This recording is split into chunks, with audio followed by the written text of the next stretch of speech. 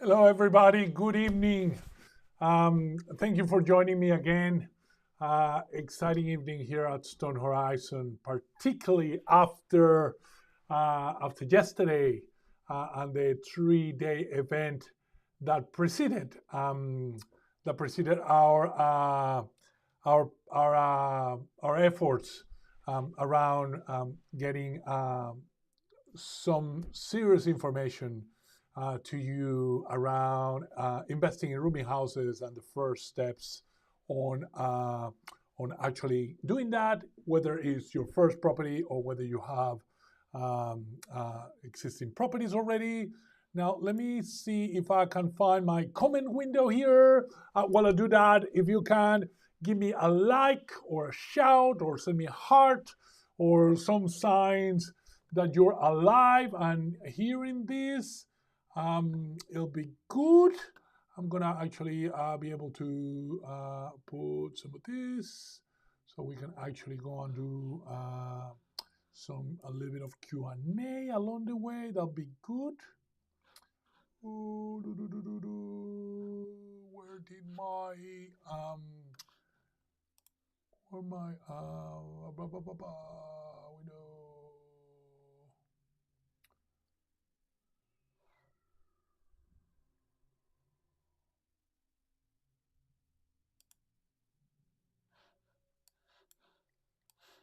All right. Well, I think I have it, some version of it at least. And again, I just wanted to make sure that I have you there, so that way we can talk a little bit. Tonight, we're going to cover something that has popped out a couple times, particularly during the event. Actually, a couple of questions that came out of there, which I think are actually super important. Here we go. Finally got my comment question there. I can see some of you there already. Uh, and some of those comments over there. Remember, kind of give me a like to let me know that you're here. And be ready. So wherever you're seeing this, there'll be a comment section around the video somewhere behind or below if you're on Facebook.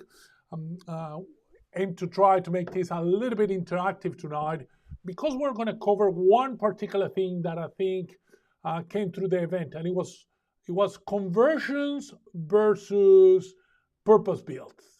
And to be honest, it's a discussion that not only we've had for quite a while, but also a discussion that is not necessarily easy or very sort of black and white.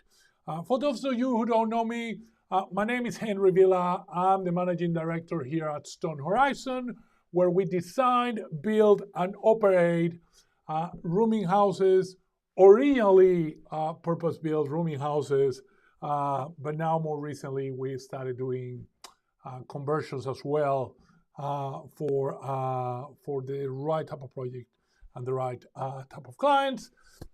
And again, I wanted to cover to you a few points about how a purpose-built rooming house and a conversion are different. And I think it's important because there's a lot of misconceptions out there um, about which of these two works best, and particularly around certain people and individuals who obviously have a whole bunch of vested interest in pushing you into one way or another. And I think it's only fair to make sure that we cover both sides of the discussion. We're obviously in a unique place to do that because we actually do both. We do conversions and we do new builds. So without further ado, again, I have a little checklist. I have a little trusty kind of drink here to carry me through the night. I have my comment pictures here. We have a little bit of paper and whiteboard there if we need to kind of do some drawings, although today I can't promise that I'm going to be doing any drawings. But yeah, again, let's kind of get us started. So the first thing, and to be honest, is probably the most obvious thing that we hear people say around conversions versus purpose-built rooming houses, is the fact that finance for each of these styles of properties, or for each of these strategies really around the rooming house world, it's very different. The reason why it's very different is because most people think that financing a conversion is actually easier. And for those of you who are not super familiar with the two types of strategies we're talking about here today, I think it's important that to maybe kind of just take a step back for just a tiny second and talk a little bit about what I'm talking about, conversion versus new build. So conversions are a type of strategy to produce a rooming house that centers around the principle of buying an existing house, a normal house if you like, and then adding to that house, changing the layout, changing the spaces that house actually has, and adding more rooms, because obviously the typical house probably has 3 or 4 rooms, and in fact, if that house is somewhat older, it probably has, sometimes even 2 or 3 rooms. But in the older days, houses used to have things like dining rooms, sometimes multiple living areas, sometimes other spaces that can actually be used to create new spaces, to create new rooms that then can be rented separately. So when most people think about a rooming house, they think about that. They think we're going to get an older house that is a regular house, and then we're going to go and put a whole bunch of extra walls, create a whole bunch of extra rooms, maybe close out studios, dining areas, things like that. So you might go from a house that has maybe 2 or 3 rooms, maybe something like that, to a house that has maybe 6, 7, maybe 8, 9 rooms that then you can rent separately. Most people, that's where they finish. They think we're going to put a whole bunch of walls, we're going to turn it into a rooming house. Now we have 9 rooms. Now we can go and rent them separately. However, that's actually not the way it works. Obviously, a rooming house is not just a house with lots of rooms. Many of you will have heard me before talking about how there's a whole bunch of additional requirements that most people don't think about, particularly around compliance, around fire safety, and in many instances around wheelchair and universal accessibility. Now, there are some ways around some of those requirements, but not around all of them. Most of them are there as part of the process, and you can't just add a whole bunch of extra rooms and then go and rent them separately any more than you can go and get a house that is maybe 3 or 4 rooms and then go and rent them to effectively more than 3 people. You can't rent them to 4, 5, 6, 7, 8 people because you're required to have a registered rooming house at that point. So the conversion basically means you take the old house, you go and put obviously the extra rooms so you can maximize your return, but you also put in all the compliance aspects of it. That's what a conversion is. Now, when we talk about a purpose-built rooming house, it's the kind of properties that we build and that we've been building for many years now, where we take our design team here in-house and we design a property from the ground up to be a space that gets rented, by the room, by the studio, if you're using the studio rental strategy that we've been talking about many times, pretty much like the properties that we have been showcasing in a lot of our tours, whether it's a tour that we show during the the 3-day event that just concluded yesterday, or whether it's some that we've done before, whether it's in person or online or recorded. And by the way, if you haven't seen that yet, you have a unique opportunity here. I'm recording this and I'm live to you now, or recorded if you're watching it later. The day after we just finished the third episode of our 3-day event, the high cash flow roadmap event, the high cash flow property roadmap event. We decided to leave the 3 episodes live for a few more days. So if you haven't watched them yet, let me know in the comments below, and we'll be able to send you the link to that. Again, it's kind of we call it a shadow link. It's not a link that is available to everybody. But if you leave me a comment below, I'll be able to send you for the next couple of days a link to that event so you can watch it. I think those videos are coming down on Thursday, giving an opportunity for people to kind of watch the replay. All right, so I was saying that's kind of let's call it the physical difference between conversions and new builds. Now let's go back to where I was. Let's go back to finance and the existing perception that financing a rooming house, it's a conversion. It's actually easier than financing a traditional build or financing a purpose designed property. And this is somewhat true, but like I said, it's sometimes misconstrued. When you're buying a property, when you're buying a house to go and convert it into a rooming house, what is really happening is you're buying a house, right? So the process of buying a house is the same as the process of buying any other house, even though not every house can be converted into a rooming house. So we tend to say to people, once you pick the house and once the house can be converted into a rooming house, then the process of actually buying it and financing that purchase is the same as the process that you will use to buy any property. That means that you get access to residential finance.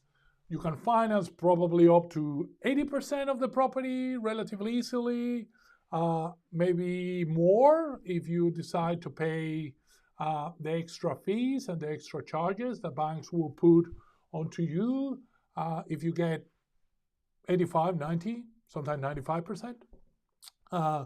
But that gets you the property. That gets you the base property. What sometimes people don't realize when they go and do this is that they don't realize that just buying the property is only the beginning of the process, right? Only buying the property still leaves you with a whole bunch of construction cost to then turn that property into a rooming house, to then go and put the extra walls for the extra rooms, but then do things like the fire safety elements that need to be put in there, to do the electricity system, which is very different in a rooming house compared to a traditional house. Things like smoke detectors, emergency exits, alarms, all those sort of things are then very, very different to the way you will do a sort of, a traditional house. So all of those elements need to be kind of put in place. The average construction, and I have some numbers here that I just took out from a market study we did recently, and this actually includes not only data from our past projects, but also data from projects that that our clients have done before we were doing conversions, whether whether they went and hired a builder independently, or whether they've gone and done the work themselves, which a couple of our clients have in a very sort of painful way.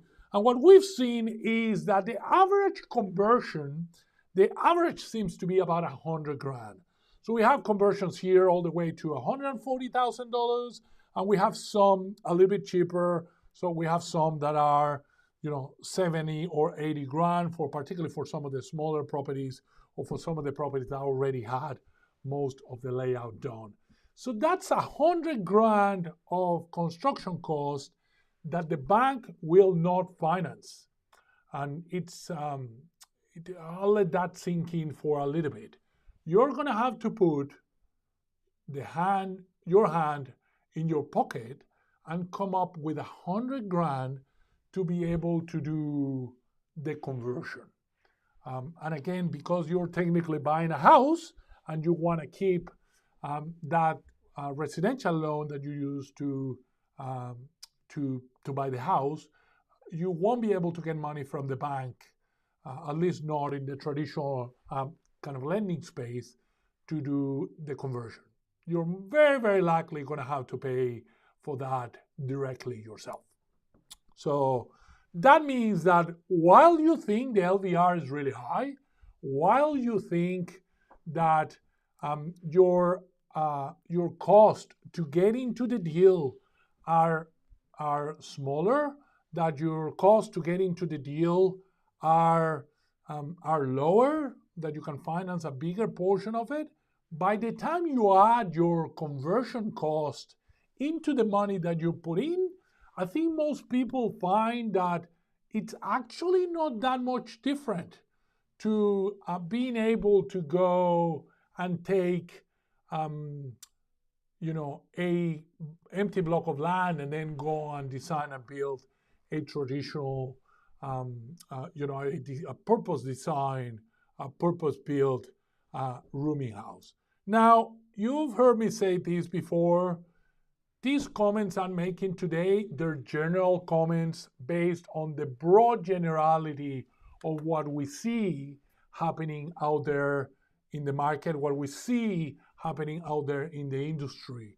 But every rule has an exception. There are some properties that are easier to convert or cheaper to convert. And therefore, going and doing a conversion, it's obviously a little bit easier, cheaper than doing a purpose design property. However, that still doesn't mean that it's a better deal. And there's a few more points I'm going to cover tonight that might actually change your mind of whether a conversion is the way to go. And I can talk by experience because my first rooming house was actually a conversion. And ever since I went and turned into designing my own properties and building them that way, for a number of reasons, which we'll cover tonight, but finance, it's definitely one of them. The third aspect around finance, you have the purchase of the property, then you have the construction costs. The third aspect that a lot of people don't quite think when they think about getting into a rooming house through the conversion path is refinance. And again, this is an example of where I am with my own property portfolio. That first rooming house I built, where I bought the house and I went and put my hand on my pocket, took out $100,000 of my own money to then go and convert the property into a rooming house. That property will very, very likely never be refinanced. And that is because there is no way for me to get access to the equity I've created on that property and to take some of that equity out. Because if I were to take that property out to a lender and a lender went to visit this property in its current state, they'll probably panic. They'll go, whoa, what's this? All these rooms, all these walls, all this extra stuff, where did it come from? this is not really a house anymore. And not only will I not be able to take some money off, but I'll probably start getting some questions from the current lender that that might be a little bit uncomfortable and might be hard to deal with. So I, just for the sake of safety and for the sake of risk management, you will see it's very, very unlikely that that property will ever get refinanced. It'll probably be paid off over time, and eventually I'll own it outright. But at that point, it'll be very, very hard to go to another residential lender to kind of go and take some of that money off. Again, there are some ways around it. And again, for those of you who we are either working with or that we can connect in another occasion where we have more time, we can cover some of those.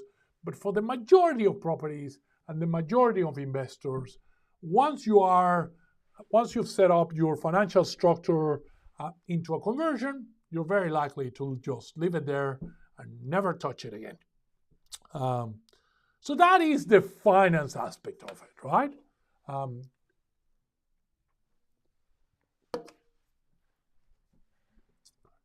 But let's say for a moment that you are in one of those exceptions, that you are in a place where financing a conversion is definitely going to be easier, whether it's because you have the right property and the property is sort of nearly there in terms of what the work that needs to be done. Maybe it's less than the notional 100 grand that we're talking about tonight. Or maybe it's a property you already had in your portfolio, right? Maybe it's an existing property. And going and demolishing it will destroy a huge amount of value, and you don't want to do that. So you're better off putting the 100 grand to then go and maximize the return of this property. To be honest, that's one of the main reasons why we got into conversions in the first instance for our clients. We had a few clients who already had properties, and those properties were not really performing well. And what we've done is we've gone and converted those existing properties in the portfolio into rooming houses so they can maximize the return. Rather than get one rent, they can get 3, 4, 5, up to 9 different incomes out of the same property. So let's say you're in your instance. So everything that I just said up to this point, it's not really an issue around conversions, right? Maybe, like I said, maybe the horse is bolted for you already. Maybe the strategy is kind of predetermined. But there's still reasons that you want to consider and aspects that you want to consider that make conversions and newly builds different. And in fact, there's a few areas where newly built properties really, really beat, hands down, any conversion out there, or most conversions out there, should I say. Certainly anything that we've seen recently. The first one is the quality of the end product. And I'm not talking about the quality of the construction, and I'm not talking about the quality of the finish. I'm talking about the perception and the service the future residents of this rooming house will get. When you convert an existing house into a rooming house, you inherit inevitably the layout of the house, right? And because of that, you are somewhat limited on what sort of changes and what sort of designs you can implement in the individual studios. Again, some cases worse than others, but you need to live with what you already have there. And unless you're incredibly lucky and you have a layout or a floor plan that is perfect to build a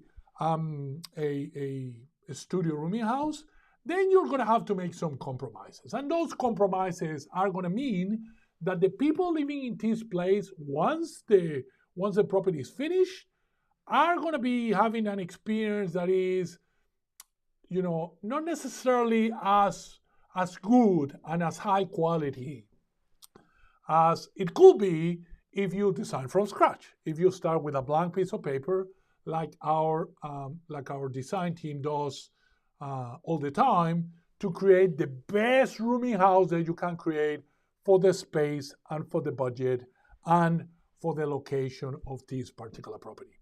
Now, why is quality important?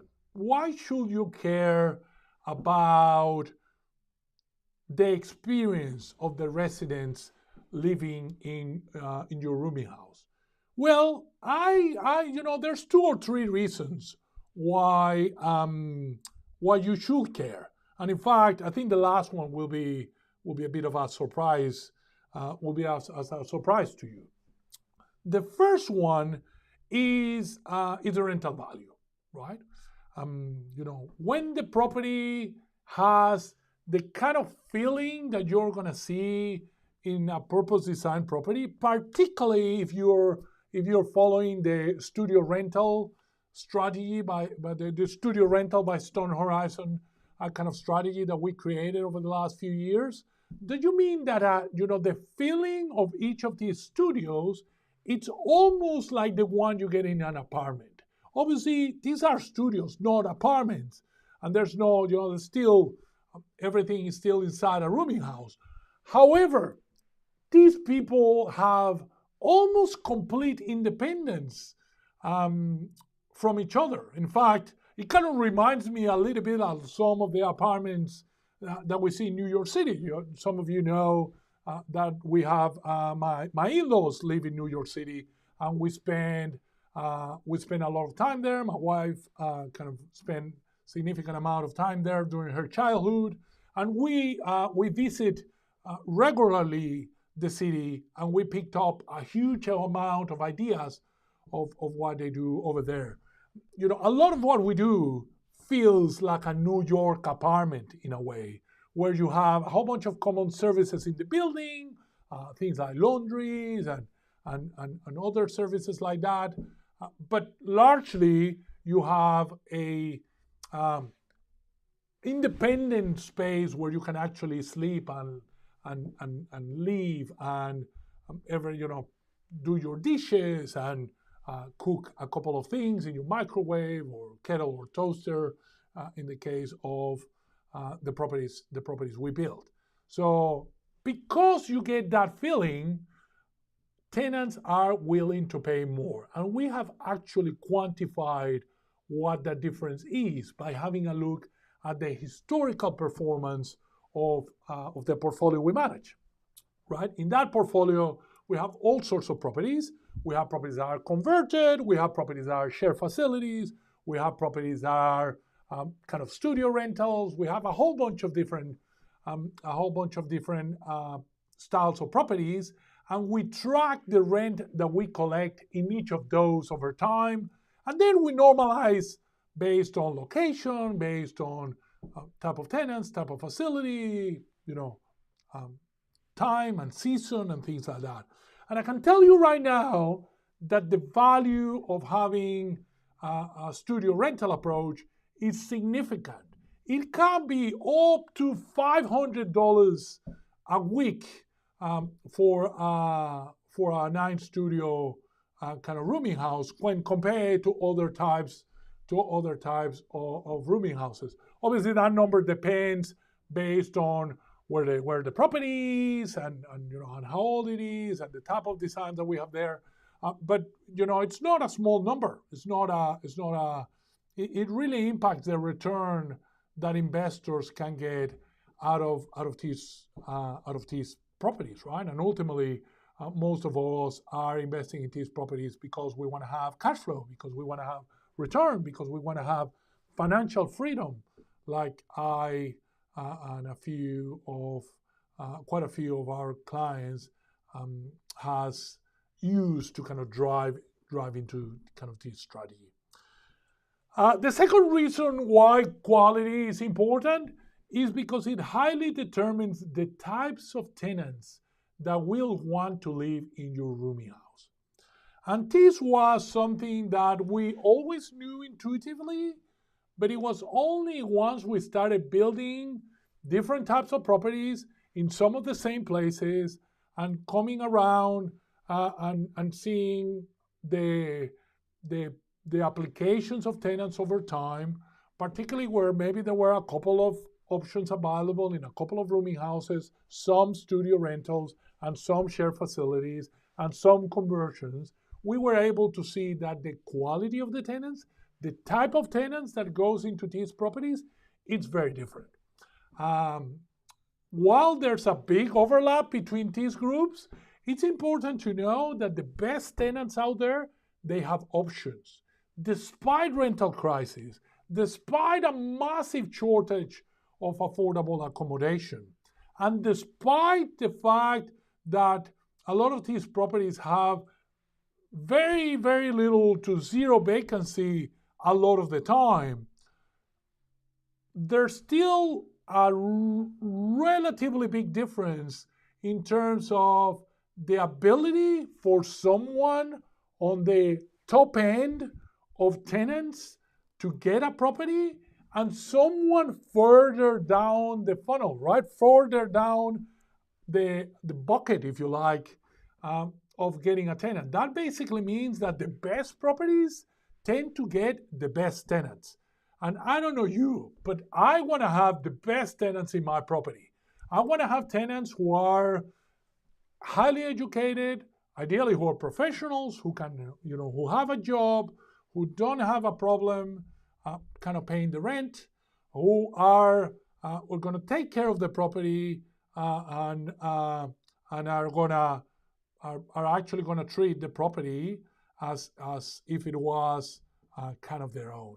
That's something that it's more likely to happen on the top end of that market compared to the bottom end of that market. And then there's the third one. The third one is a little bit of a surprise. And I gotta tell you, man, this is something that I was not expecting. We were not expecting it when we started. We were not expecting it along the way. And we had to actually go and get data from our portfolio and compare it. And we compared it and compared it again. And we tried to normalize for all the external factors. We even put it down to luck for a little bit to see if it made a difference, to test our hypothesis. And it's the fact that tenants on studio-style rooming houses, on purpose-built rooming houses, and on purpose-designed rooming houses stay significantly longer than tenants or residents who live in conversions. That is just a fact. At least it's a fact in the part of the market that we get to see, although that market is spread all over Victoria. We have properties that we build and manage in the northern part of the state, on the west part of the state, on the eastern part of the state, and anywhere in between, regional Victoria, metropolitan Melbourne. We have properties all over the place, and all of them seem to follow the same pattern. Tenants or residents tend to stay way longer when they have a high quality product, when they have their own facilities, when they have a studio rental style of rooming house, as compared to a conversion where most likely they're going to be sharing toilets and facilities with other people, where those toilets and facilities are going to be older generally, and where ultimately there's a lot more variability on the quality of the product and the service that they get to receive. Again, one of those things that I wasn't expecting, man.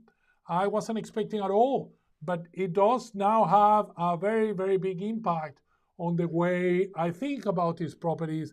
And I don't want to say I'm never going to do a conversion as an investor ever again, but I can tell you that both things equal, I much rather go and design, build, and operate a brand new rooming house than just go and get an old house and convert it.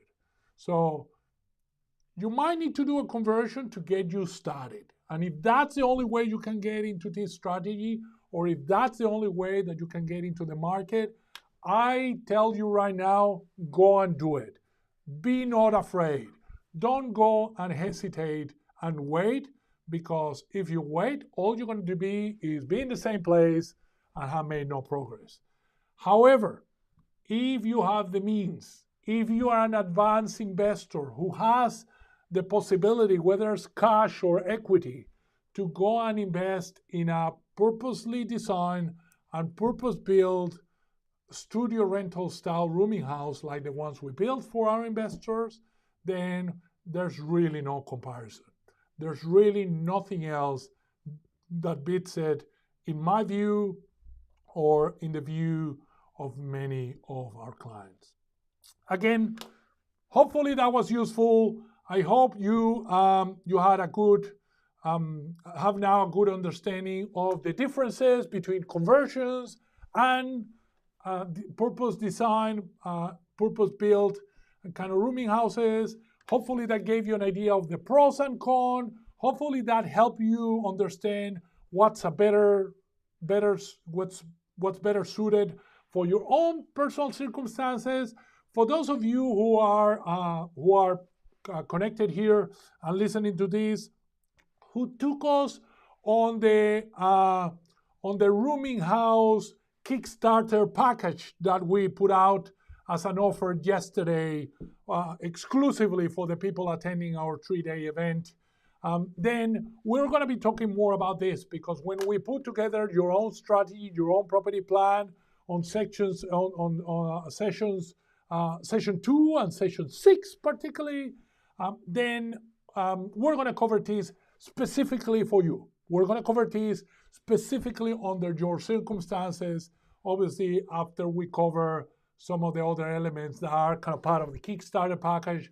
We're obviously going to talk about risk management. There's a few things there in risk management, the risk management module around conversions versus new build, but it's mostly, most of it applies to kind of everything. And then obviously area selection and feasibility are obviously different depending on which of these two strategies you're going to follow and your own personal circumstances, kind of in preparation for that personalized roadmap that we're going to build together before the end of our time together in that package.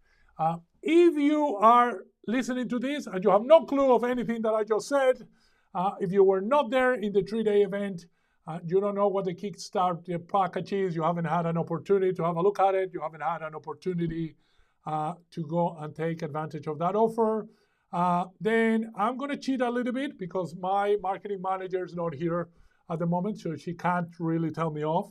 And if you make a comment on below this video, I will send you, we'll post the link for you to be able to go back and watch the recordings of the 3-day event.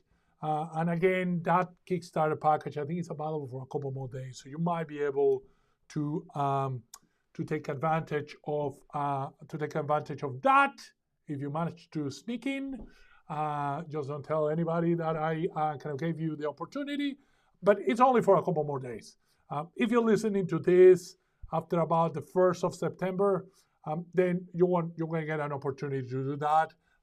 But you know what? It's if you are within that window, then I highly encourage you to go out there and take advantage of that opportunity. There'll be a lot more content here. Feel free to subscribe or to like or to leave us a comment. Pay attention to our social media channels. We tend to put this content through a lot of them. I'm going live now, as you can see me. We're on LinkedIn, we're on Facebook, we're on YouTube. So, if you know of somebody that can take advantage and that needs to listen to what I've said today, then just make sure to share this with them. This information, we're sharing it with you because we think it's important. If you think of anybody who needs to, who is considering investing in a rooming house, they probably need to understand this. They probably need to understand their options and the differences. So go and send them this. Again, my name is Henry Villa. I'm the managing director here at Stone Horizon. Hopefully this was useful to you. I'll leave you now for the rest of your night. Thank you very much, and I'll see plenty of you very soon. Have a good night, everybody.